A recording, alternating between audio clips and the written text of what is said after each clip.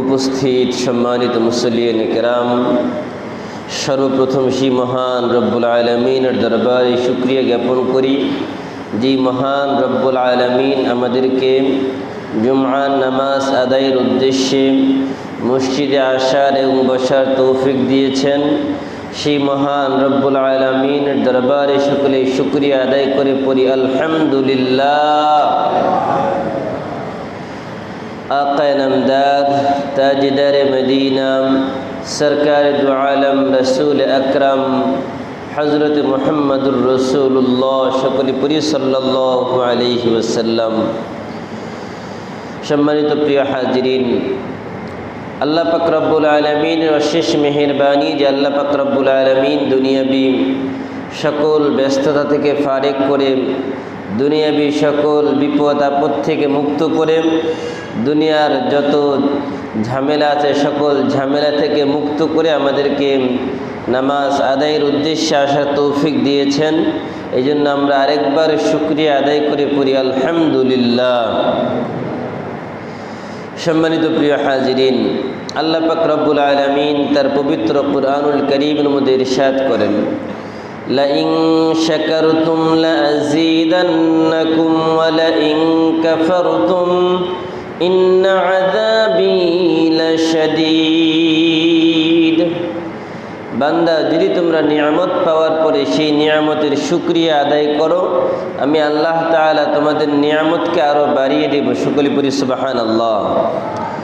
ওয়ালাইন কাফারতুম, আর যদি তোমরা সেই নিয়ামতের অকৃতজ্ঞতা করো, নিয়ামতের নাশুকরি করো, তাহলে ইন্না আযাবি লাশাদীদ, তাহলে নিয়ামতের এই নাশুকরির কারণে আমি আল্লাহ তাআলা তোমাদেরকে আযাবের মধ্যে গ্রেফতার করব।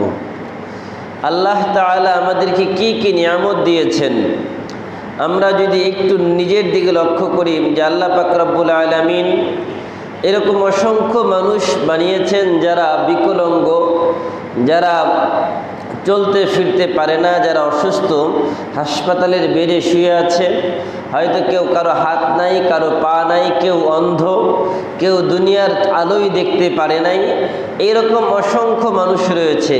কারো আল্লাহ তাআলা জিহ্বা দিয়েছেন, কিন্তু এই জিহ্বা দিয়ে আবার কথা বলার ক্ষমতা দেন নাই।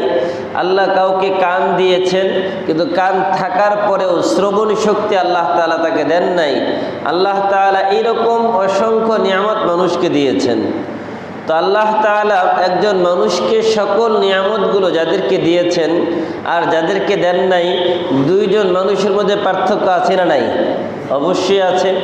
তাহলে যাদেরকে আল্লাহ তাআলা নিয়ামত দিয়েছেন, আল্লাহ তাআলা হাত দিয়েছেন, আল্লাহ তাআলা জিহ্বা দিয়েছেন, আল্লাহ তাআলা ঠোঁট দিয়েছেন, আল্লাহ তাআলা পা দিয়েছেন, এগুলো আল্লাহর বড় নিয়ামত। আল্লাহ বলেন ওয়ালিসানা ওয়া শাফাতাইন ওয়া হাদাইনাহুন নাজদাইন। আল্লাহ বলেন আমি তোমার জিহ্বা দিয়েছি, জবান দিয়েছি।